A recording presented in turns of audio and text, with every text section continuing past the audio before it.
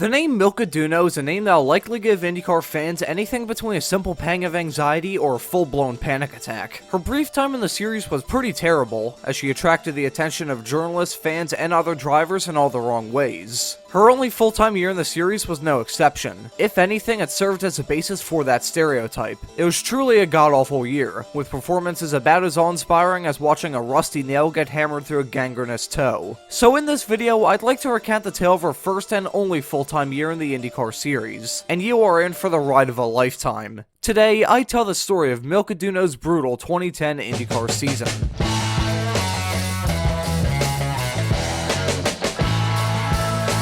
Entering the 2010 season, Milka certainly wasn't rich in both experience and results. She had started just 27 races entering the season, where she only saw the checkered flag 15 times. The results she did pick up weren't amazing either, as she was yet to score a top 10 and only had 4 top 15s, the last of which coming at the season finale in 2008. Strangely enough, she somehow led 5 laps in 2008, those coming in the aforementioned season finale in Chicagoland. 2010 would see Milka driver Dale Coyne, driving the number 18 car. She inherited the seat vacated by Justin Wilson, who had just won the year prior at Watkins Glen. Along with Wilson's departure from the team, a lot of key team personnel left around the same time too, which essentially gutted the team's operations. So it's fair to say, with Milka's track record as being a perennial backmarker, and a Dale Coyne team which was a far cry from just about a year prior, expectations were about as low as they could possibly be. But even taking that into mind doesn't soften the blow of how utterly atrocious this year would be. To kick the year off, the IndyCars head to Sao Paulo for the inaugural Sao Paulo Indy 300, and it's safe to say that the year did not get off to a good start. She'd have a minor wreck in the first practice session, but the worst fact was her lap times. In the first 2 practice sessions, Milka set fastest laps of 1 minute 43.4 and 1 minute 44.2, while Scott Dixon was at the top of the timesheets at a 131.7 and 132.7.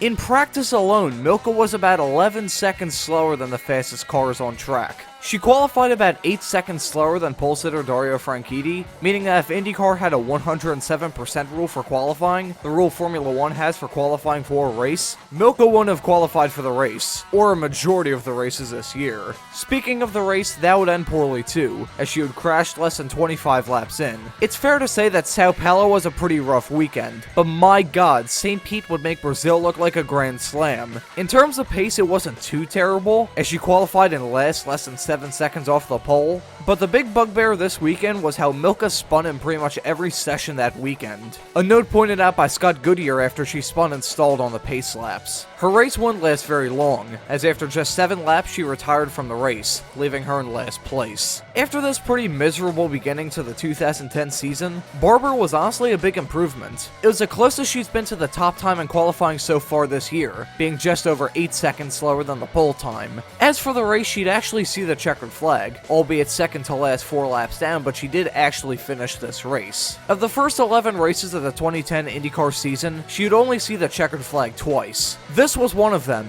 and the only one without controversy. However, things went back to normal in Long Beach. She once set a lap time in qualifying, saying outright that the team were struggling for pace. This was certainly a massive understatement, as in the first practice she was over 5 seconds a lap slower than the next slowest car, and 8 seconds off of the top times. Only 10 laps into the race, and Milka would be out of the race yet again. Kansas was the first oval of the year, and things didn't look too bad at first. She qualified 24th of 27 cars, but less than 100 laps into the race itself, she'd be out of the race yet again. This time it was an incident, where she, Takuma Sato, and Dan Weldon went 3 wide coming out of the pits. Sato and Duno soon made contact, taking Duno out of the race and giving Sato severe suspension damage that effectively took him out of contention as well. Milka's qualifying was the sole highlight from Kansas, but in Indianapolis, qualifying was the only thing she would take part in. After attempting 3 qualifying runs, all of which were waved off, Milka Duno would fail to qualify for the 2010 Indy 500. Even if she completed one of her runs, it's likely that she wouldn't have been able to qualify anyway, as practice saw her stuck towards the bottom of the timesheets.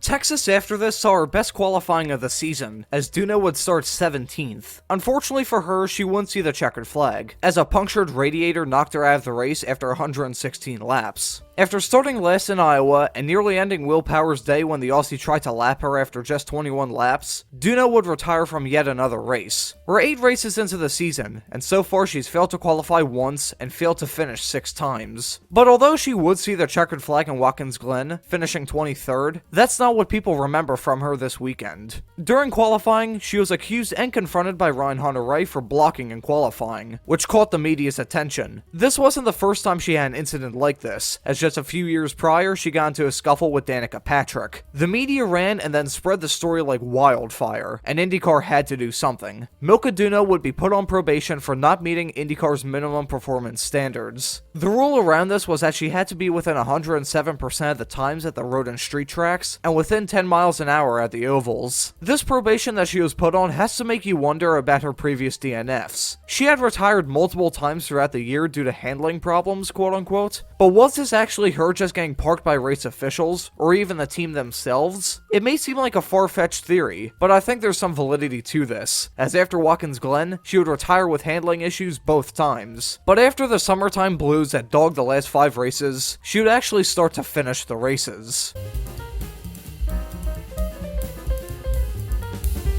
The end to Milka's 2010 season was fairly quiet, pretty much following the formula set throughout her IndyCar career. She would start last in Mid-Ohio before finishing 23rd, 4 laps down. Sonoma didn't go much better, with Milka nearly 6 seconds off in qualifying and 8 laps down by the finish of the race. Adding insult to injury was the fact that she'd finished behind Rafael Matos and Francesco Draconi, who didn't even see the checkered flag. The 4 ovals to round off the year so Milka could be slightly more competitive, as she scored her only top 20s of the year in Chicagoland, Kentucky, and Motegi. But to round the year off in Homestead, Milka would hit the outside wall, ending her race, her season, and her IndyCar career.